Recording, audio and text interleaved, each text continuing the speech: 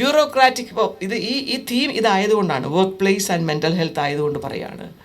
ഒരു creative bureaucracy, തൊഴിലിടങ്ങൾ creative ബ്യൂറോക്രസിയെ പ്രോത്സാഹിപ്പിക്കുക എന്ന് വെച്ചാൽ, ഇപ്പോൾ നമ്മുടെ തിരുവല്ലയിൽ നടന്ന സംഭവത്തിൻ്റെ വീഡിയോ കുട്ടികൾ കണ്ടോന്ന് എനിക്ക് അറിഞ്ഞുകൂടാ. ഞായറാഴ്ച പണിയെടുത്തപ്പോൾ ഒരു പാട്ടൊക്കെ പാടി ഒരു അമ്മ ഇങ്ങനെ കൊണ്ടുവന്ന് എന്ത് കൊടുത്തു, ഒരു ഫയൽ ഒരാൾക്ക് കൊടുത്തു, അയാളൊരു പാട്ടൊക്കെ പാടി, അത് കഴിഞ്ഞ് അങ്ങനെ എല്ലാവരും എന്തെങ്കിലുമൊക്കെ പാട്ടൊക്കെ പാടിയിട്ടും കുറച്ച് പേര് പാട്ട് കേട്ട് ചിരിച്ചിട്ടും ഒക്കെ ഒരു ഫയൽ ഇങ്ങനെ വേഗത്തിൽ മൂവ് ചെയ്യാണ്.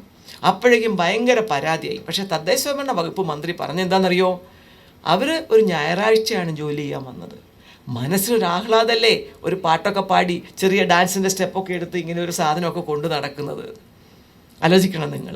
അപ്പം അതുമാതിരി ഞാൻ പലപ്പോഴും നമ്മൾ ഒറ്റയ്ക്കുള്ള സമയത്ത് ഇതുപോലെ അടുക്കളയിൽ നിന്ന് പ്ലേറ്റൊക്കെ കൊണ്ടുവരുമ്പോൾ ഒരു പാട്ടെല്ലാം പാടി ഇങ്ങനെ നമ്മൾ ഈ ഓരോ ഇംഗ്ലീഷ് സിനിമയിലൊക്കെ കാണും, ഓരോ ആൾക്കാർ ഇങ്ങനെ ഓരോന്ന് കൊണ്ടുപോകുന്ന പോലെ. അങ്ങനെയൊക്കെ വെറുതെ എങ്കിലും ആരെയും കാണിക്കാനല്ല, അവരവരുടെ ഒരു സന്തോഷത്തിന് വേണ്ടിയിട്ട് അങ്ങനെയൊക്കെ ചെയ്യാറുണ്ട്. പുറത്തുനിന്നുള്ളവർ കണ്ടാൽ പറയും, അങ്ങനെ പറയും. അതുകൊണ്ട് you forget it. You enjoy your life. Enjoy in the sense, we don't want to hurt anybody. ഒരാളെ നമ്മൾ ഹേർട്ട് ചെയ്യുന്നില്ല, പക്ഷെ നമ്മൾ എന്താ ചെയ്യുന്നത്, we enjoy our stress. So joy within. So bureaucratic creative ബ്യൂറോക്രസിയിൽ പണ്ടത്തെ മാതിരി ഇങ്ങനെ അടിച്ച് വഴക്ക് പറഞ്ഞ് ഭയങ്കര ബലം പിടിച്ചിരിക്കുന്ന ഉദ്യോഗസ്ഥന്മാരൊക്കെ മുഖമൊക്കെ ഒന്ന് പതുക്കെ ഒന്ന് ലൂസാക്കിയിട്ട് ഒന്ന് ചിരിക്കാനും അവരോട് സഹതാപത്തോടെ പെരുമാറാനും ഇടയ്ക്കൊക്കെ ഇപ്പം നമ്മൾ കോഴിക്കോട് കോർപ്പറേഷൻ അത് വെക്കാൻ പോകുന്നുണ്ട്.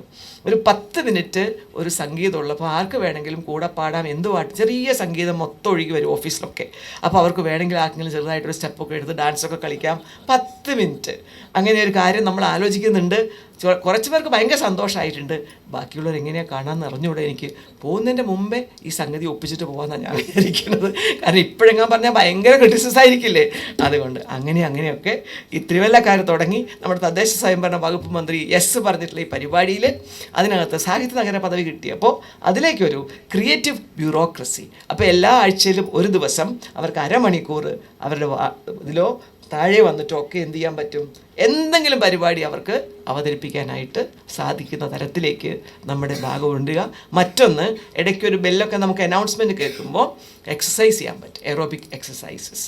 അത് വലിയ റിലാക്സേഷൻ ഉണ്ടാവും. ഡോക്ടർ എനിക്ക് തോന്നുന്നു അതിനെപ്പറ്റി പറയുന്നു, അല്ലെങ്കിൽ നമ്മുടെ കുട്ടികൾ പറയണം. യോഗയിലൊക്കെ കുറേ അങ്ങനത്തെ കാര്യങ്ങൾ വരുന്നുണ്ട്, എനിക്ക് അറിഞ്ഞുകൂടാ കേട്ടോ, ഉണ്ട് സംഭവം ലോകത്തിലെന്നറിയാം എനിക്ക്.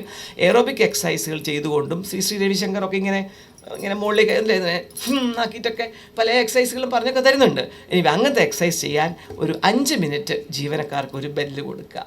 അപ്പം എല്ലാവരും എഴുന്നേറ്റ് നിന്നിട്ട് ആ എക്സസൈസ് ചെയ്ത് എത്ര സീരിയസ് ആയ ജോലിയാണെങ്കിലും, ഇതൊക്കെ മനസ്സിലെ സ്വപ്നമാണ്. ഇതൊക്കെ പോകുന്നതിന് മുമ്പേ എൻ്റെ കോർപ്പറേഷനിൽ നമ്മുടെ ജീവനക്കാരുടെ ഇടയിൽ അവർക്ക് ഇത്തരത്തിലൊരു തീം ഈ 2024 വേൾഡ് മെൻ്റൽ ഹെൽത്ത് ഡേയിൽ വർക്ക് പ്ലേസ് ക്രിയേറ്റിവിറ്റി എന്നോ വർക്ക് പ്ലേസ് എന്താ പറയുക